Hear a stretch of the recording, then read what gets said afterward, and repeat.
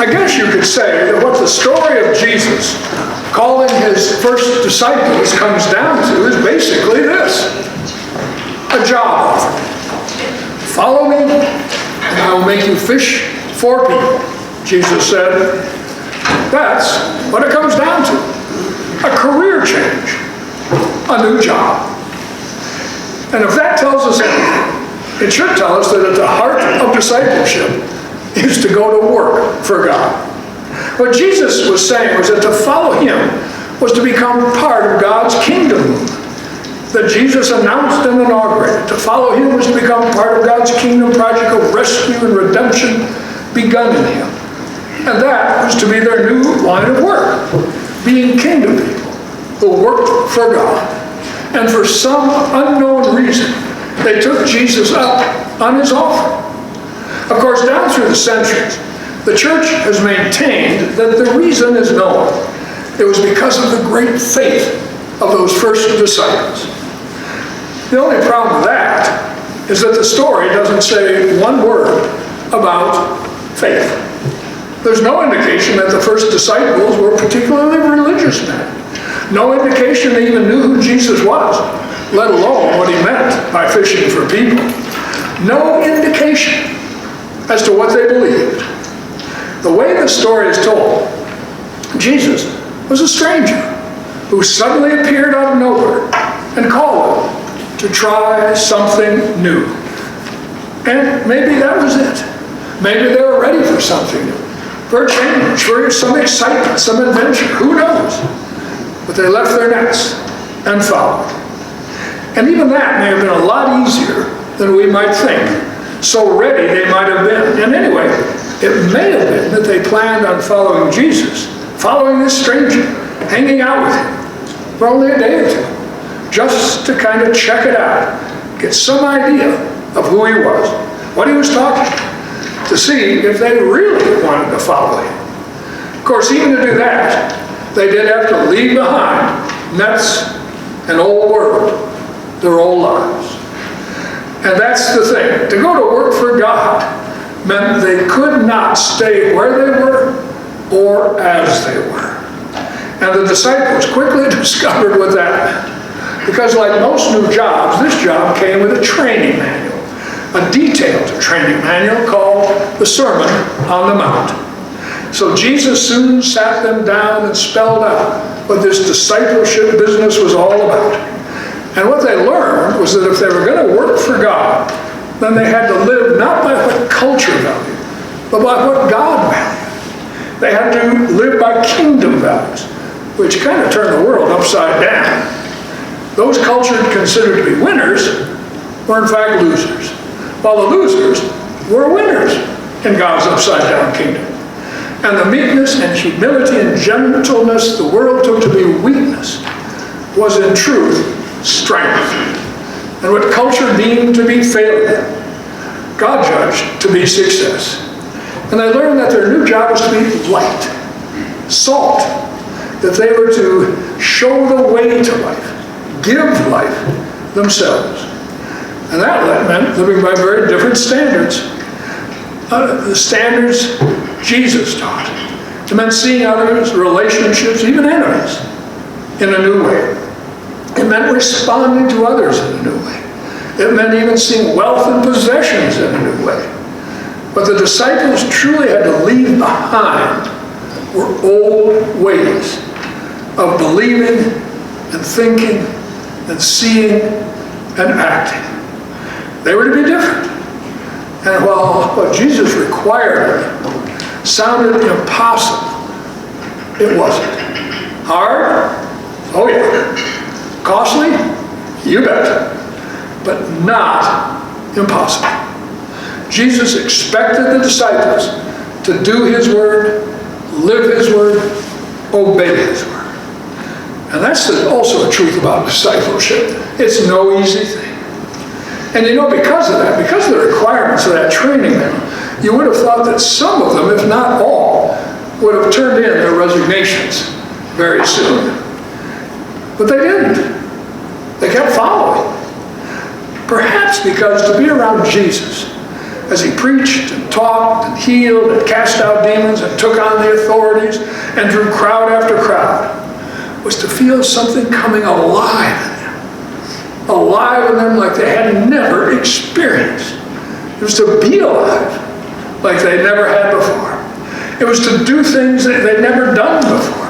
Jesus sending them out on a mission of being him to others, healing and preaching and teaching themselves, bringing the kingdom near as he called them to do. And yes, slowly but surely, they believed that he was the one, the long-awaited Messiah. But it came down to more than that. They had come to love him, to need him, and they had to be near. So even when things got kind of scary during that ministry, they kept following, kept near to him. And maybe that's what discipleship finally looks like. Love for Christ. Commitment, absolutely, to him and his way.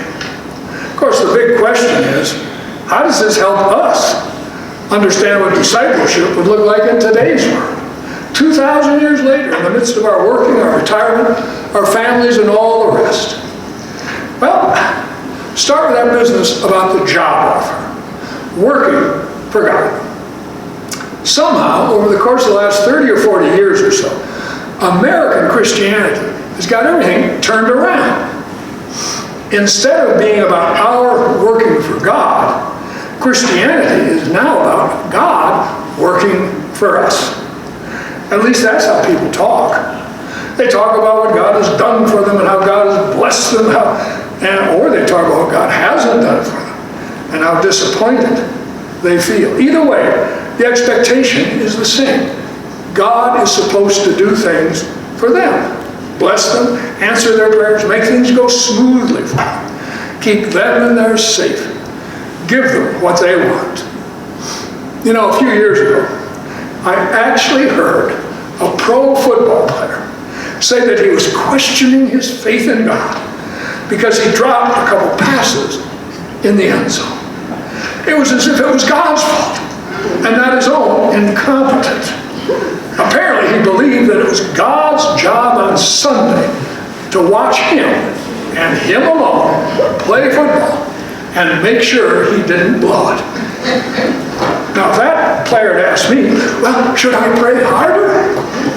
I probably would have said, I don't know, I think I'd practice harder if I were you. I mean, give me a break. But then, that's the thing about this kind of talk. It's rare, if ever, to hear people mention anyone else. It's as if God exists only for them and them alone, that their need is the only thing on God's mind.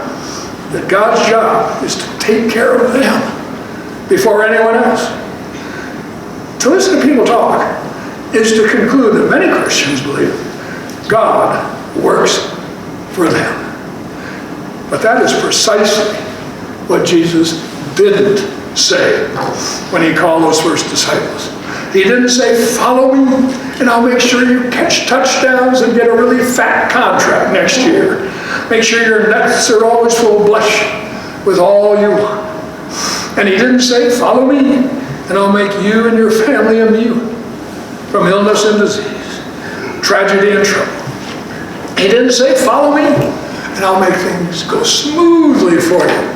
Make life easier for you. Make sure it always goes your way. And believe it or not, he didn't even say to them, follow me and you'll get to heaven. What he simply said was, follow me and I'll give you a new line of work. That's what's so stunning. The only promise was the promise of a job. And the first disciples didn't follow because of what God was going to do for them, but because of what they could do for God.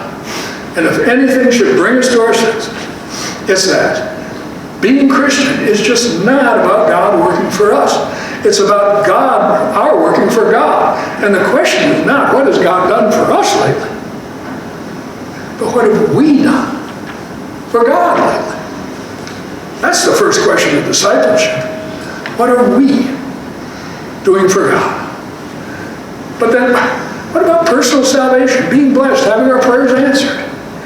Well, go back to the training manual, Sermon on the Mount, what it tells us. And what it tells us is that when we follow, take up the job offer, and become part of the kingdom movement, we have salvation.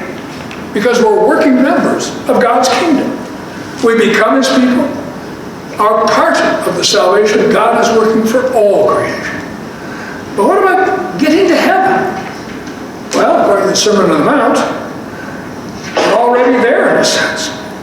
Because what Jesus was doing was bringing something of heaven to earth. Bringing near the kingdom of God. Helping to make happen exactly what he taught his disciples they should pray. Thy kingdom come. On earth as in heaven. And that was the job of the disciples as well. To bring near the kingdom. To bring a little something of heaven near. To be people through whose words and actions and love and obedience, kindness and compassion, God could work salvation and hope. You know, Jesus never said the goal of the Christian life is to escape and get to heaven. The goal is to live now with obedience to him and his way and be his disciples, have God's salvation, and trust that we shall be with him in death and shall be raised to life at the last when he fully brings heaven and earth together and reign with him forever. Christians have allowed themselves to become more and more preoccupied with themselves. Maybe it's time Christians occupy themselves with God again. In other words, learn true discipleship again.